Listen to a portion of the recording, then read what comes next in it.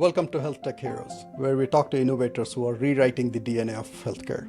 Today, we are welcoming Jennifer Gibson, Vice President of Personalized Digital Wellness at Securra. With her background in nutrition and public health, Jennifer has built an impressive career bridging clinical wellness with innovative technology. After starting as a nutritionist, providing direct patient care, Jennifer directed the wellness team at Apple's AC Wellness Medical Group, where she developed programs blending human support with technology for various health conditions. She previously led nationwide virtual coaching teams at Vida Health and now at Securra. She is defining product roadmaps that harness AI while maintaining the essential human connection in healthcare. Throughout her journey from clinical practice to health tech leadership, Jennifer has remained dedicated to one mission: creating digital wellness solutions that drive meaningful behavior change and improve health outcomes. Welcome to Health Tech Heroes, Jennifer. Thank you. Nice to be here. And it's my absolute pleasure to have you here, Jennifer. Your journey from public health to AI-driven wellness is fascinating. Could you share what personal experiences during your time at Portland State and Bastyr University shaped your passion for nutrition and wellness? Sure. Yeah, it's been quite a winding journey to get where I'm at now, and I made a lot of pivots in my career along the way, so very apropos for being in the startup space. Really, my educational journey, I started out leaning more towards the exercise physiology routes. That's what I started to study along with public health in my bachelor's degree. And I took a nutrition class, and that actually really sparked my interest in nutrition and in the chemistry of the body and like how food affected how we feel every day. And a part of that class was we did some experiments around eating that I found to be really neat and insightful. And so I decided to pursue my master's degree in dietetics. I chose Bastyr University because it has a naturopathic leaning towards it. And I absolutely loved my program there. That was really focused on helping people become registered dietitians. It's centered around the core classes that you need that are very science-based, which I really enjoy. But it also included curriculum that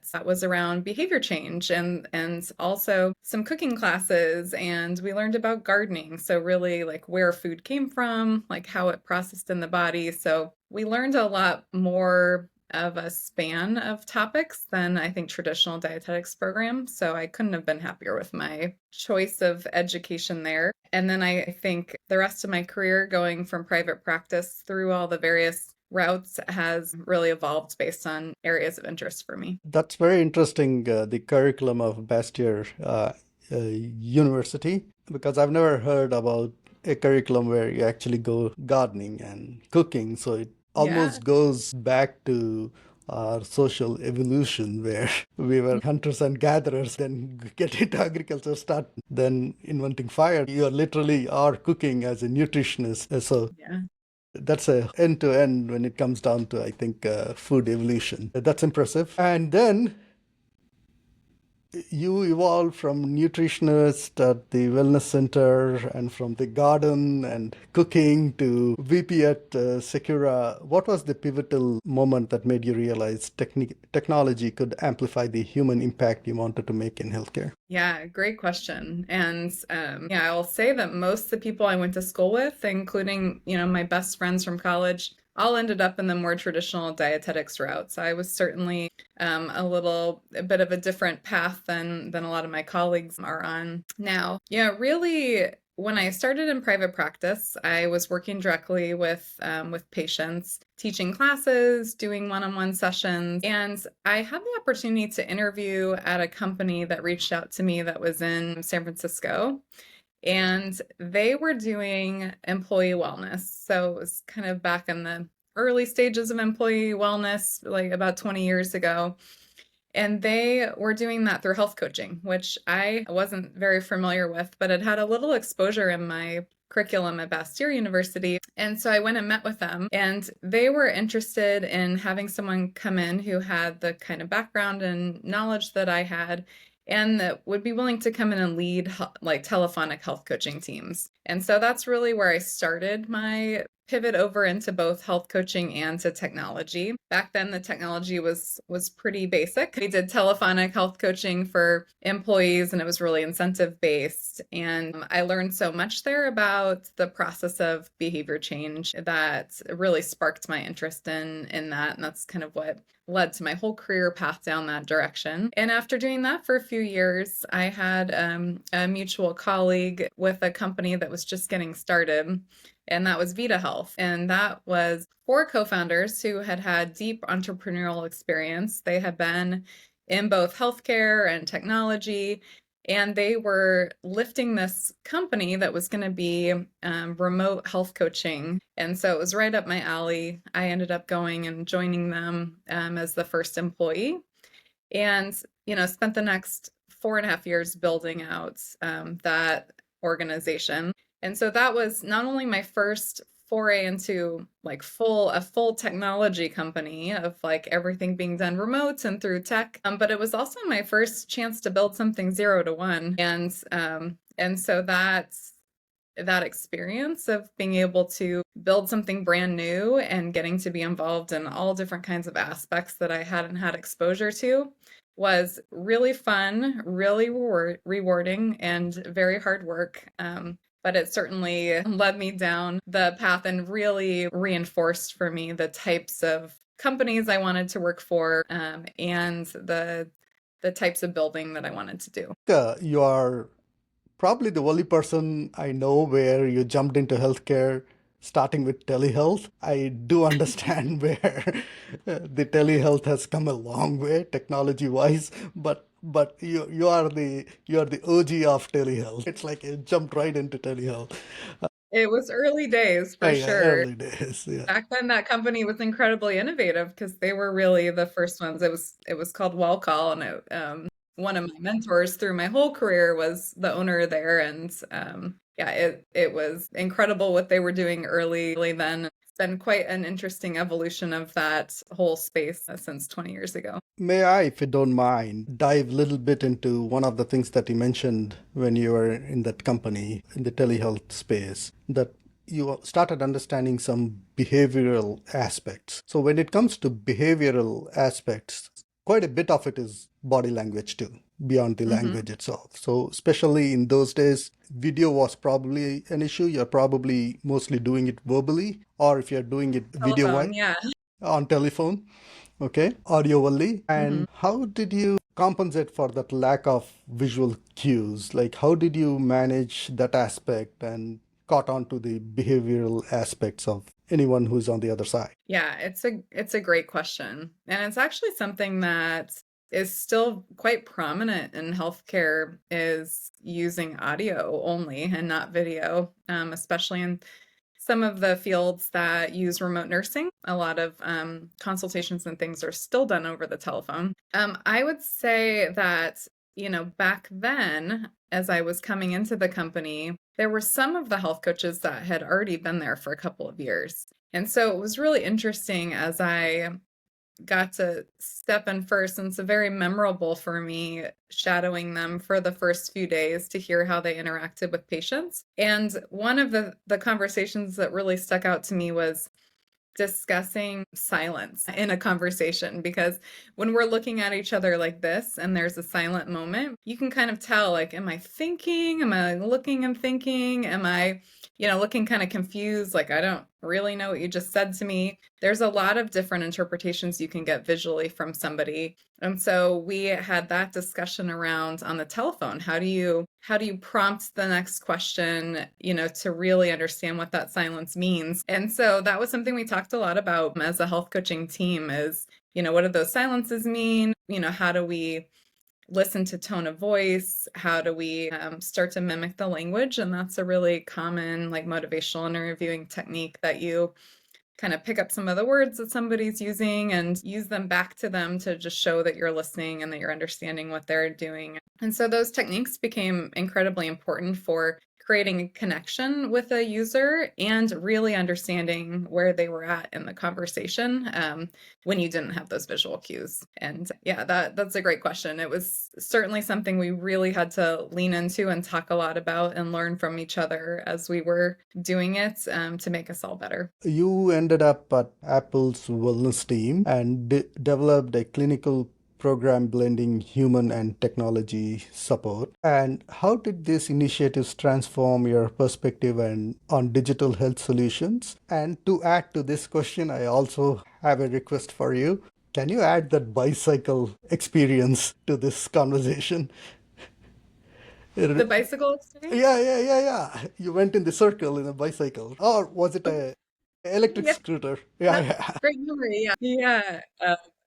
Yeah, it was absolutely surreal to get to go and work at Apple. I had been in a couple of early stage companies, again, kind of winding my way through my career and what was interesting to me. And in my career, I've always looked for that intersection of like, what am I good at? What do I want to do to make a difference in the world? And kind of looking for the middle of that, along with kind of my knowledge and my experience. And so Apple actually reached out to me after I had been at Vita for several years, and they said, we're interested, or we are moving forward with implementing primary care clinics on site at Apple. Before that time, they had outsourced that to another company, and they decided they wanted to bring that internal under the Apple umbrella to provide those services for the on site Apple employees and their dependents. And they were interested in how they could integrate wellness services directly into the primary care model, with a real emphasis on how do they integrate health coaching into a primary care model.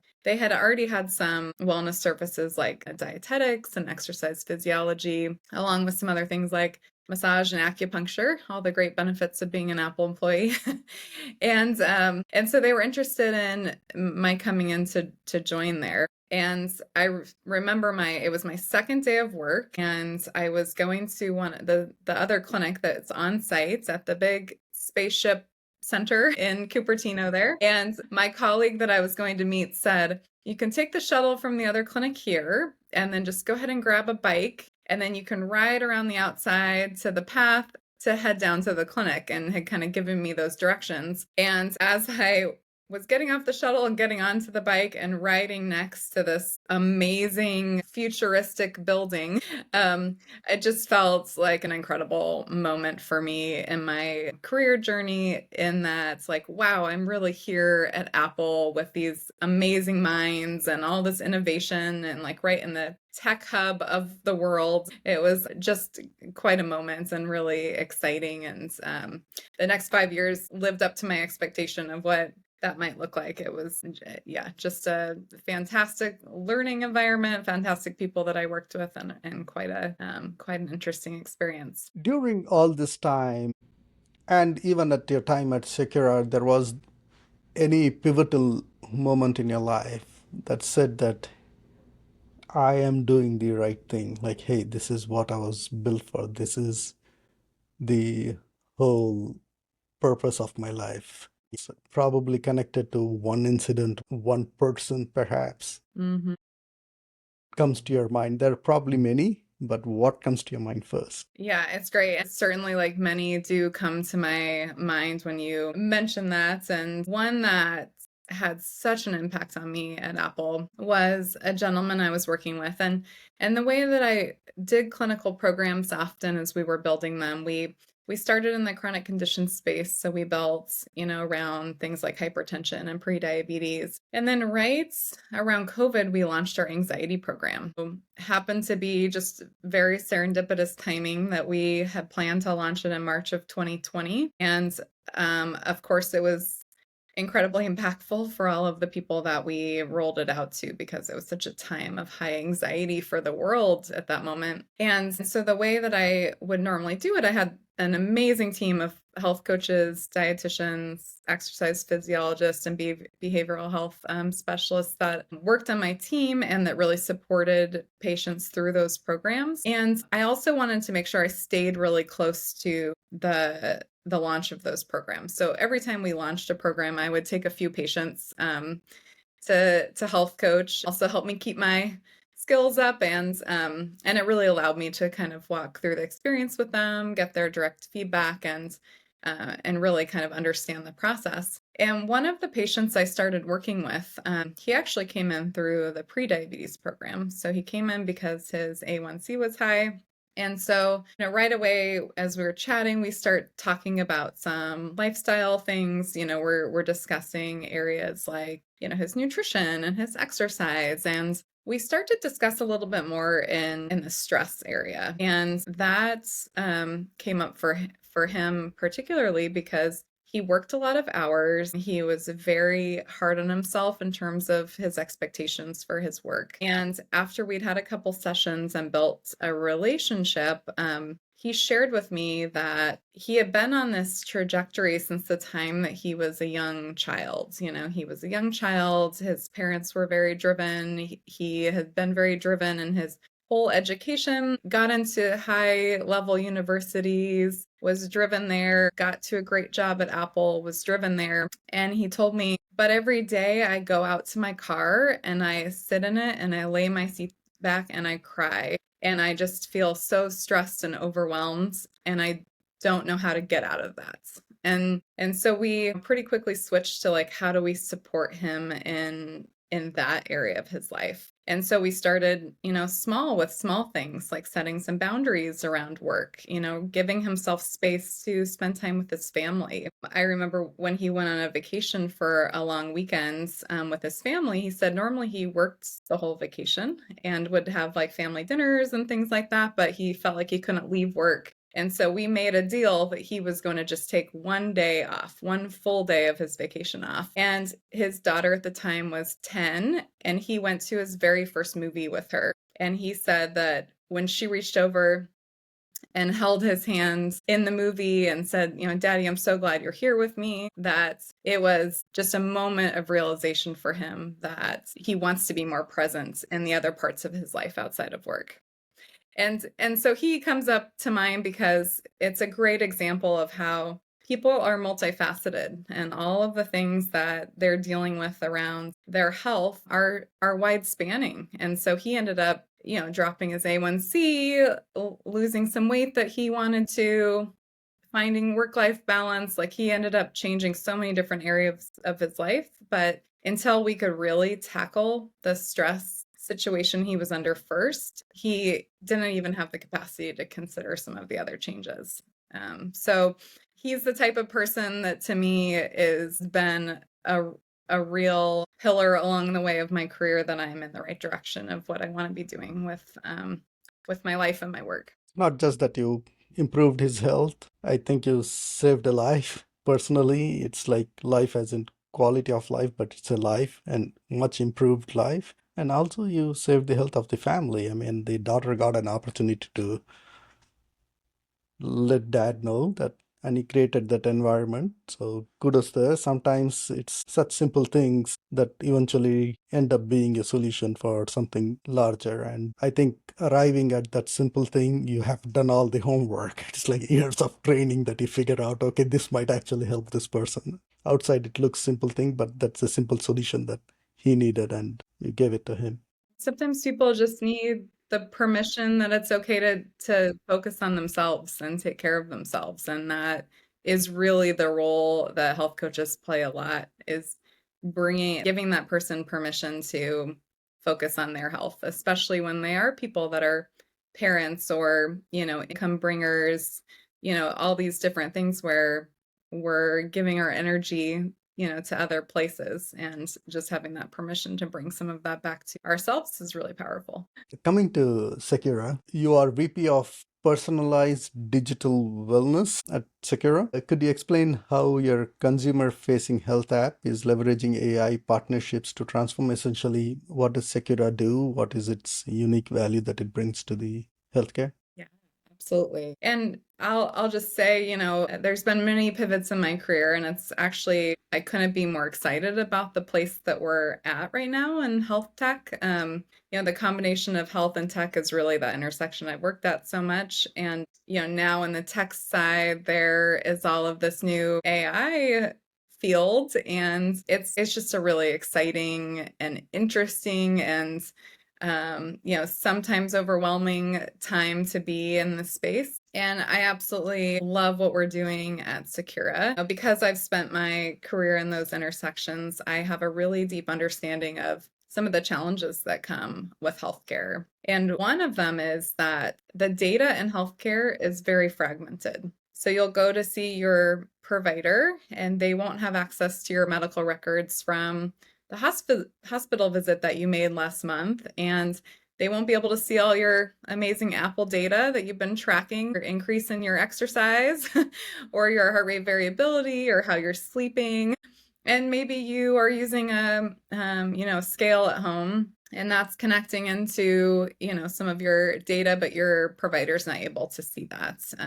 And then maybe you go and get labs, and those can get sent to one of your providers, but maybe it doesn't get sent to one of your specialty providers, like your cardiologist. And so the mission at Securra is really, how do we take all of this data that's out there in the healthcare world that we know gives us a better picture of what's going on with a whole person, and how do we combine that and provide it back to the clinical team so that they can make the best decisions about a patient's healthcare at that moment in time that it's the most important. And so that's really what we're focused on as an organization. So we're a SaaS model, so software as a service. We provide the technology and data layers, and then we also can help support services for people. So health coaching is a great example. We have some partners that have deployed health coaching, and we provide the structure for them to really get the outcomes and engagement that they're looking to get through their programs and through services like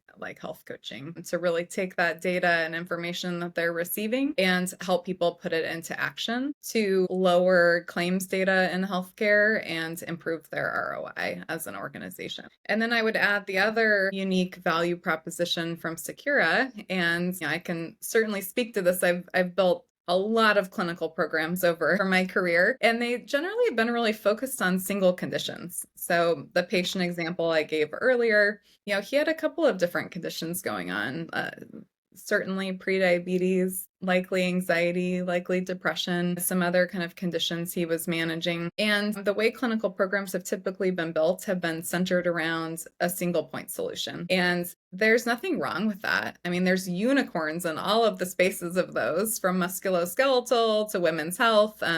There's some really great value and great outcomes that have come out of those condition programs. And what we're doing is we're trying to flip that on its head a little bit. So we're saying, how do we look at a whole person and see all of the things that are going on with them condition-wise and risk-wise? And how do we provide them with interventions that we know are going to make a difference across those conditions? So nutrition, which is my original love, is a great example. If you're eating better and you're eating well, that's going to impact all of the chronic conditions that you are managing. And so some of the goals that a patient might set for their prediabetes are likely similar to goals that they might set for their heart disease or other conditions if they're looking to lose weight, or if they're in a prenatal program. Those are all things where you're trying to optimize your nutrition. So that's the other thing that we're really focused on, is how do we use one platform to cover all conditions for a patient. That's fascinating, and I think the predictive analytics that we have now is going to humongously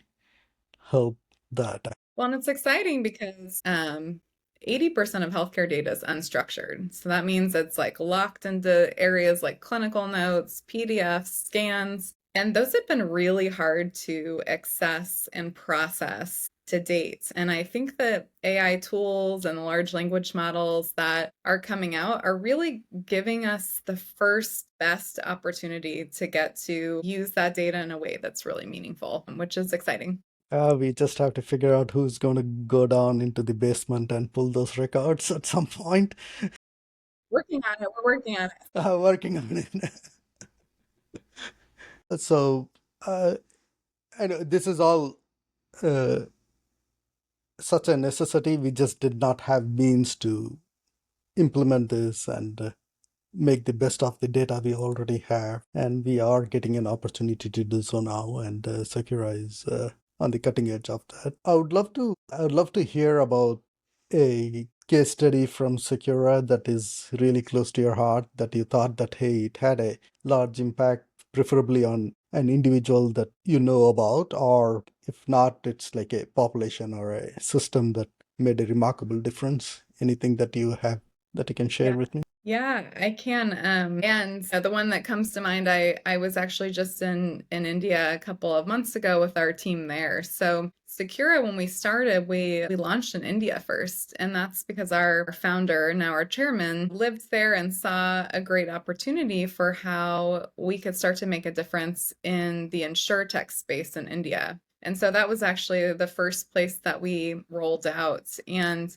we're working with the largest private health insurance company in India to provide access to data and to services that help them to lower claims overall. And so I had the opportunity to get to work with our on-site health coaching team there and train our health coaching team. And I heard a lot of incredible, like, individual stories similar to ones that I shared, with you earlier, about the impacts that they're having with individual patients. And I would say one of the things I was incredibly impressed with overall when I was meeting with the leadership of that health insurance company, we were looking at some of the data around claims that they saw as the program's been rolled out. And they were able to see a reduction in healthcare claims, which is equivalent to cost to their bottom line. So they could see that they generally would have about a 7.5% claims rate across the population. When they looked at the programs that use Securra to implement some health strategies for the patients on those insurance plans, they saw that the claims percentage dropped down to 4.5%. So just for that cohort that we were looking at that had gone through the programs, that was equivalent to a $1.5 million savings for them. And so that was just really incredible to see the impact. We hear a lot about the impact on outcomes from a clinical and behavioral standpoint, and those are incredibly important. But it's also important to tie that back to the business case. So why is it that we can implement these services and show that it's going to save a company money to do it? So it's better for the people getting access to the programs, and it's better for the business. And that was a really clear case that we saw, and that's been our largest rollouts. We have 100,000 patients on platform there right now, which is really a great population to watch. Which city was this? I'm curious. I'm from India. Right. In So Chennai. Chennai. I'm from Chennai. Oh, you are? I'm Oh, from we can Chennai. talk about some sites. I had the most wonderful time, and my coworkers were so gracious at showing me around. And then we went on a little adventure the weekend after we did all of our work. Yeah, it was beautiful city, beautiful people. It was my first time to India, so I couldn't have enjoyed it more. I might be biased. Chennai people are one of the kindest people. That was a beautiful story, and I think 100,000 population in India, we can achieve that quite quickly in any of the plan. It's a little bit difficult. And yeah, Yeah, just the beginning. It's just a drop. A large market there. And what was the timeline between bringing that from 7.5 to 4.5% reduction in claims? so that was over the course of a year. Okay. We launched, the enrollment started at like a staged rollout. Okay. So I think we saw the biggest impact from that probably in the latter 6 months of the year when we started to reach a certain level of capacity so that we could look at the data across a bigger N. So there is a possibility of reducing claims by nearly 30% in 2 quarters, essentially. Yeah. Yeah, it was great. I think we were all pleased with that. That's impressive. That's a lot of money, and 1.5 million in an Indian system. It can mean a lot more in an American system where things are a lot more expensive. Yeah, And great also, point. what that means is 1/3 of the patients didn't need help with their health because it's just an improvement in health. Yeah. You are a thought leader. You have been in this space and you started with telemedicine and technology, and you have been in healthcare and wellness for so long. What do you think is the future of technology and human care? And you also have a program called Coach in the Cloud with Gen AI. I think it's a very smart name of Gen AI. generative AI or Jennifer AI. So, what is the future of Gen AI in healthcare? Yeah, and believe it or not, I actually have that name trademarked.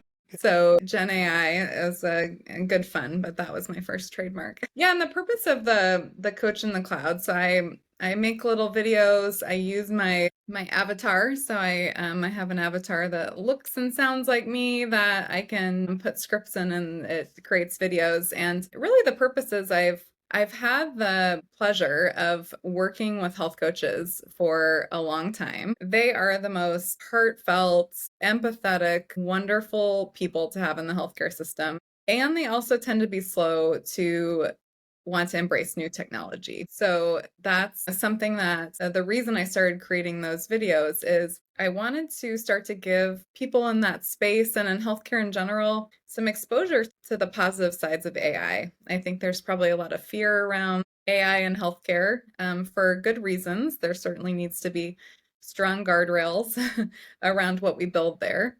And I wanted to start to introduce tools and things that where they could start to see the impact that AI tools could have on their workflows in really reducing the burden of administrative work, which, like, I know for providers is 49% of their time is spent doing administrative work. Imagine if we could reduce that down to 5% and we could give those providers or health coaches or dietitians that time back to spend where they're the most skilled at, which is patient to coach interaction. So some of these tools are incredible at doing that. We're seeing it heavily in the medical space with scribes, like auto scribes that are writing clinical notes for providers that they can just review and save. And all of these tools, as we start to layer them in, will just improve the role of those people in healthcare and being able to provide services more efficiently and in a very human connected way, but with a lot of tech support to keep things going and documented. So that's the reason that I ended up launching that, and it's been really fun to experiment with. I heard you say that the people in healthcare and wellness are slow or a little bit resistant to adopt technology. And Yeah. may I ask, what is that critical point? What is that strongest hesitance? There are probably two or three, but what comes to your mind first? Yes. So I think probably privacy and security has a Okay. big space there. There's certainly concerns about data exposure. We all get a lot of training in data privacy and security. And then I know, having worked at Apple, they're incredibly strict on privacy and security around patient data. And just in all of their products, they're strict about that, user data overall. I think that's one aspect that healthcare is hesitant on. They really want to make sure that there are guardrails in place. I think some of the other places are that there have been a lot of tools that have been built and pitched to lots of doctors, and I know a lot of doctors in the health tech space that are also building things on their own, but they're still in practice. And they all tell me, like, we get pitched on things every day, pretty much, these new tools. But the problem is the tools aren't embedded into their workflow. So they're requiring healthcare providers to do extra work to go outside to a system that's not embedded in what they're currently doing, to use a tool that they have to learn and be trained on, and maybe that they're not totally confident is doing what they want it to do. And so I think if we really want to solve that in healthcare, if we really want to have healthcare people that are doing the work come into the space, we need them. One, we need them at the table when we're having discussions about how we solve the problems for them. And that was something that we did really well in the relationship between AC Wellness Medical Group and Apple. Is our clinical leaders, who were just incredible human beings, were there giving input after their, decades of practice in medicine about how we could build things that were helpful for them while still being innovative and using it. And so I think we need to have them at the table. I think we need to build tools and insights into their existing workflows so that they're not needing to go outside of those. And if we're thinking about changing their existing workflow. We need to do it in a way that is going to give them enough difference, enough impact that feels worth changing. So it needs to be not just small incremental changes. It needs to be something that's really helpful, really impactful. And I think a lot of the healthcare people that I've talked to, especially as we're rolling out to new customers, they also understand the gap in data in healthcare because they have patients coming in trying to show them on their phone all of their data that they have, and their genetic tests that they paid for and their extra lab work that they paid for. And, for them, it would be incredibly helpful for them to have it in a way that is digestible quickly and that calls out the main concerns that are coming up for a patient in, their millions of heart rate and HRV metrics that they've had over the last 8 months since they've seen their provider. I think really focusing on those things as we're solving are going to be the game changers for how we start to make real innovation in healthcare. Thank you for sharing that insight. It's essentially security, and don't ask busy people to use another app. Exactly. Yeah, it's like Make it easy I for don't them. need, yeah, I don't need to remember another password. It could be as simple as that. All right. As we come towards the end, I have a second but last question for you. What advice would you give to people who are coming into this pretty evolving, lot of opportunities and a lot of opportunity to fail as well, I guess, between health tech and healthcare?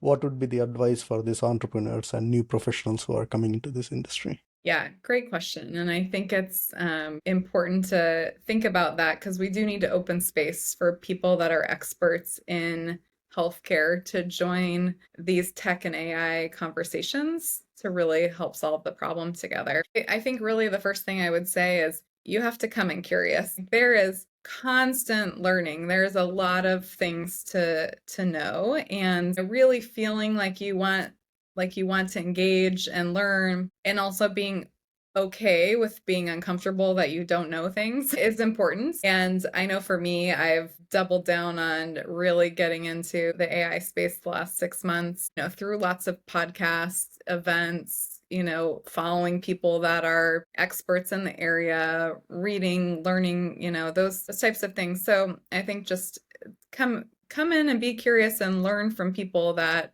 are already doing it and be willing to sit in that space of not knowing, and that's okay. And that's where we kind of all are at this point. We all don't know what's going to happen in the next year. It's going to be changing and dynamic. And so having that flexibility is really important. And then I would say, really think about what you can bring to the table that's unique. We all have different experiences. The experience that I had in health coaching and behavior change really unlocked the door for me into tech because, they already had tech people. What they needed was people to come in that had that experience around what to build, not how to build it, but like, what is it that we should be building that is going to make a difference? And some of those unique properties that you have, unique experiences that you have that can really help with figuring out how to create a product that is impactful for the user, I think is great. And then finally, I would say, focus on the outcomes, which in healthcare we're good at. We're really good at focusing on clinical and behavioral outcomes, and even some of the operational outcomes. Like we look at engagement, we look at retention, we look at program completion. We also have to focus on the business case. So we also need to focus on, are we making an impact in the financial space? Are we driving enough savings? Are we driving enough ROI for businesses to want to partner with us and buy our products? That's part of the view that everyone who's coming into the space needs to have one eye on, because at the end of the day, these are all businesses and they need to make money or save money, or hopefully both, through the products that they're buying. And so just making sure we have an eye on that is important. A critical point. I think if patient outcomes are great, people are going to buy it. But if you want to sustain the business and want to keep the client going on, it needs to be financially sustainable as well. So great point. We, especially people in healthcare, we tend to look at the patient outcomes too acutely, which is very, very important. Otherwise, it should not be here. Yeah. But keeping one eye on the financial outcome is important for the business success. Very important insight. As a final question for you, Jen, you have 90 seconds. You can take 4 minutes if you want. Is if we have missed anything during this podcast, or if you think there is something very critical that you want to reiterate, the 90 seconds or 4 minutes is for you to design your question and design your answer. And the stage is yours. Yeah, I would just say that there are a lot of problems in healthcare. We know that there's a lot of inequities, there's a lot of provider burnout, there's a lot of, chronic disease rising and, people managing cost of medication, the cost of the system. So we know all of those. We know all the problems in healthcare. I truly believe, and the reason I'm in this space is that the healthcare plus the technology plus this whole opening in the AI space is really going to be able to change a lot of those problems that we're having. We certainly need to put the guardrails in place early. I think that's something that will require multiple people from different backgrounds at the table to establish those as we go full speed into healthcare. But if we're able to get all that in place, I just couldn't be more optimistic about the power of those coming together and helping to solve a lot of the issues in healthcare and really helping give people back the onus over their data and the understanding of how they can improve their health. And I just really truly believe it's going to be a powerful future in healthcare. And thank you very much, Jen. And it was an impressive journey all the way from growing crops, finding fire to cook food, riding a bicycle, and then getting into telehealth and healthcare, and now into AI. You have seen it all from the social evolution to the current space. And it was an impressive journey that you took us today. And I really appreciate your time here. Thank you so much, Vasa. Really happy to be here and enjoyed the conversation. I thoroughly enjoyed it.